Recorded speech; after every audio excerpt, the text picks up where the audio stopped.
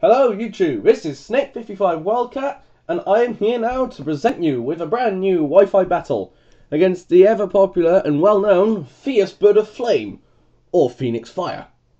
Same person, but nonetheless. What we have here is a pretty interesting Generation 5 battle, 6 versus 6 level 100s. So it's the old common battle type we all know and love. Right. This is a long battle, totaling of over 40 turns, 42 to be exact. But here we go. I start off with Trollfisk, and Phoenix leads with Colossus the Golurk. Already it is faster, then again, my Trollfisk is not made for being fast, because they're not anyway. But he gets a one-hit KO on my defensive Pokemon. And then we find out it's a Life Orb Golurk, which really put a dent in my team early on. I bring in Sceptile to try and do something, try and do some damage to it, but he switches out. He brings in his Fro, or Fro, I'm not really sure how to pronounce that. I go for Rock Slide, but it misses. I guess I was trying to use Rock Slide because, well, I wanted to try and flinch Golurk if it ever did an attack. So I switch out Sceptile and bring in Dragonite. However, he starts bulking up. Must be preparing for a sumo contest or something. Although I'm probably wrong, it's more or less based on a judo wrestler. I use Dragon Pulse to try and do some sort of damage, but it takes it really well, just doing a quarter. He uses Bulk Up again to raise its defense and attack even more. Thankfully, my Dragonite is more of a specially orientated attacker, and mentioned in the previous battle, it's more or less meant to be an annoyer. So, yeah. He goes for a third bulk up after I Thunder Waved him to try and do some, trying to annoy the Fro more, to try and I'm losing it. Not that matters. Right. I use Dragon Pulse again on Fro, doing a bit more damage, but it's still not enough. Thankfully, Fro is paralysed from the Thunder Wave earlier. Parahax. He gets leftovers. It seems to be a bulky set. I use Dragon Pulse again to try and do some more damage, and luckily for me, it paralyses again. Talk about luck. Oh well. What can you do about that? Well, unless you had some sort of healer on your team. I use Dragon Pulse for the third time, really hoping to do a bit more damage and hopefully for another para. But alas, it did not. It does a third bulk up and boosts its attack and defense dramatically by now. Up by 3 stages. So any physical attackers will have absolutely no chance. I use Dragon Pulse again, because that's really the only move I can use properly. And then it uses Rest. Oh my god. I was so close to taking it out, and then it just rests off every little ounce of damage I dealt with it. And because Rest also heals pretty much everything except for the PP of moves, the paralysis is also gone. I bring in Charizard, now that Krav Maga, the Fro, is asleep, and I use Air Slash to try and do a bit of damage, and it does quite a bit, around just over a half, which isn't too bad considering it seems to be a specially defensive Fro, but with bulk up to boost its defense and attack, which is a very interesting set, I have to admit. Right, I go for another Air Slash, trying to take it out and hopefully for a flinch, but it wakes up because of a rest ending, and it doesn't flinch, killing me with a free bulk up boosted payback, which will undoubtedly one-hit KO my Charizard with ease. He gets leftovers recovery as well, but by now I am 2 Pokemon down, compared to Phoenix, who has all 6 of his Pokemon still alive. I bring in Volcarona. I go for a Bug Buzz because I wanted to do a safe move. I do have Psychic, but I didn't use it. So I chose Bug Buzz to do a safe move. He switches out Fro into Golurk. Or was it? Apparently not. It was actually not a Golurk, but it actually was a disguised Zoroark. I had no idea at the time that he was going to switch it out into that. So that was pretty much luck on my part. He goes for the Night Daze after surviving with Focus Sash. He does around just over half, so just under. The accuracy drop from Night Daze I thought would be a problem, and it probably would have. But thankfully, Flamethrower hits, and his Zoroark is now gone. He brings in Zeb Striker, if that's how it's pronounced. He uses Volt Switch. I know Zeb Strikers are very fast, but you'll find out why later on. Because of Volt Switch's mechanics, after the move, he switches out and he brings back in Fro. And I use Will-O-Wisp, which, if that thing was faster, would have been the worst play I ever done. But because it's slow, and the burn does more damage than it can with Leftovers Recovery, I use a Psychic to finish it off. I get the feeling that if I didn't do that, I probably would not have KO'd it. But then again, the super effective damage might have taken into account, and might have taken it out anyway. Right, it's 4-all. He brings back in Zeb Striker, uses Hidden Power, and it's not very effective at all.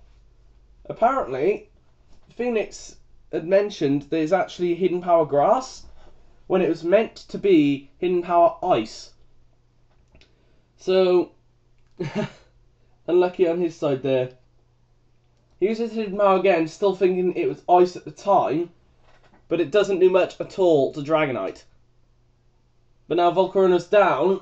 Before this, I've only got 3 Pokemon, while Phoenix still has 4. I do an Ice Beam, do a bit of damage, and then he switches out into his Stoutland, which is different because it's an Intimidator. Already I was worried about it, because I just felt really worried about facing this thing, because I know how powerful they can be. And they're pretty nippy for what they are. Pretty quick. I go for a Dragon Pulse to do some sort of good damage, and then I go for the Thunder Wave to paralyze it, because I know they can be fast, but I didn't expect me to be faster at the time. But there you go. He goes for the Toxic, but it misses, which is a shame for Phoenix, because that damage at the start probably could have done a lot of damage later on. I use Dragon Pulse again, hoping to do a bit more damage, which I do quite a bit, but not enough to take it down to red. He gets the Toxic on this round though, which now will drain on my health every turn as he recovers with Leftovers. And a bit of poison damage there affects me. I switch out Dragonite and bring in the Soulsbuck, which I won't say the name just in case some people, whatever. But he uses Rest, which really annoyed me because let's just say I didn't expect 2 Rest Pokemon on the opponent's team, in any opponent's team. But this is different, and what can you do about that? Oh well. He switches out Stoutland and brings back in Zeb Striker. I use Aromatherapy to heal my Dragonite's Toxic. That was it, yeah. I use it to heal Dragonite's Toxic, so it doesn't have to worry about the residual damage later on. He uses, I think, Volt Switch again, yes. But, because because Soulsbuck is a normal grass type, it's not very effective. He brings back in Stoutland to further intimidate my Soulsbuck. I go for the Horn Leech, try and get some health back, and hoping he would have brought in something else, but apparently not. It does a decent amount of damage again, but because Stoutland is still asleep, it can't really do much right now. I go for the Jump Kick to do a bit of super effective damage, but because of the Intimidate, it isn't doing as much as it probably would have. Stoutland is still lazily sleeping. Let sleeping dogs lie. Cliche saying. Never mind. I switch back in Soulsbuck, Now I bring back in Sceptile, hoping to do a bit more damage to Stoutland. But Stoutland is still asleep, but Stoutland is still asleep, lazily dozing off. He switches out Stoutland, which could have woken up at this turn, but I think I can see why he switched it out. So I use Brick Break, hoping to be on Stoutland, but he switches out to his Cottony, I believe it's called. Cottony? Whimsicott. Yeah, it's Evo. Oh god, how did I get that wrong? Never mind. It uses Protect to scout out my moves, and he finds out I have X-Scissor, which I really should not have revealed so early on. Well, if you can call turn 28 early on, 29 for now, he switches out Cotton Ball and brings back in Stoutland, predicting me using X-Scissor, and he was correct. So, I don't do much damage to Stoutland this turn, which is a shame really, because this Stoutland is a real pain. That hardly did anything. And my Sceptile is a Life Orb Sweeper, which is different than most, I believe. Oh well. I switch out Sceptile, and I bring back in Sawsbuck, hoping to do a bit more damage. Again, you know, just to be sure of things. But I hardly know any of Stoutland's moves at this point, because it's still sleeping lazily. I use Jump Kick, but it misses out of all things to happen. Talk about bad luck there. Damn you, 95, I believe, accuracy. Ah, it hurts. And it shows on Sawsbuck's health now only at 104. While Stoutland continues to revel in its health replenishment. I go for another Jump Kick, thankfully hitting this time. Sorry, no, I go for a Horn Leech to get some health back, but Stoutland wakes up and then uses Charm out of all things. I had no idea this was going to happen. And now my attack has been lowered by 3 stages because of being Intimidate earlier. He uses his leftovers, gets him a bit more health back again. I switch out Sawsbuck and bring back in Sceptile. I'm really unsure of what to do at this point. He goes for the Toxic, does it Sceptile, which it does hit, and it's going to continually drain my health again. It's around turn 33. This is a very, very long battle, and I think you guys will agree. I go for a Brick Break, home do quite a bit of damage, but it doesn't do too much. It does quite a bit though, I have to be honest. And that was not lowered stats or anything, but now he uses Charm again to sharply lower my attack. So yeah, this isn't looking too good for me. He still has 4 Pokemon while I only have 3. And the poison damage is racking up big time. I go for another Brick Break, home do some sort of damage. Thankfully, luckily enough for me, I get a critical hit, which really helped me in evening the odds of this already close battle. Life Orb damage, doing more damage to me, and the poison bring me down to 64.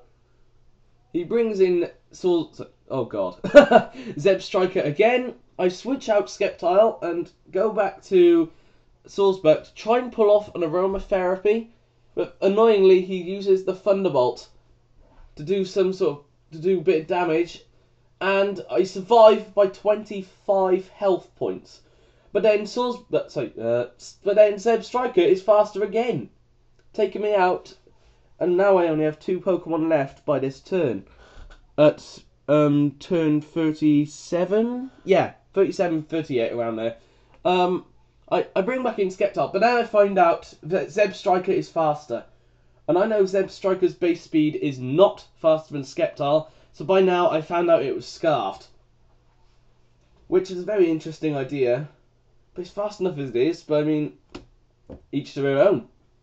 Interesting nonetheless. I bring back in my last Pokemon, Dragonite, which I kept alive for a while. It uses Thunderbolt, and I survive by 56 health points. I go for a Dragon Pulse to do quite a bit of damage, and I do take it out, which is relief on my part, because at this point before, I was 3-1 down. This is my last Pokemon, and he still has 2 left. He brings back out Whimsicott, which is an interesting name. not important right now. He uses taunt, thinking I'd go for the thunder wave, and then I pull off an ice beam to do a bit of damage, hoping to kill it because I know they're not that defensive. But annoyingly, it does not kill, and it gets a bit of leftovers recovery, and then sun spores my Dragonite. I think this is the decider which made the outcome of the match as it is. I go for Ice Beam again, thankfully not being power haxed, and I do take it out. So at this point we only have one Pokemon left on each team, one pretty much full healed, and my one nearly dead. And because of the paralysis from Whimsicott, the Golurk is faster and it will take out my Dragonite, thus making me lose the match. But very close match nonetheless. Thank you for the battle, FierceBirdOfFlame. It was a great match, and I do hope... I can't remember what I was going to say. Yeah, that was my longest battle to date, 42 turns, and I thoroughly enjoyed it. And that's the main thing. I'll see you guys soon for the next battle.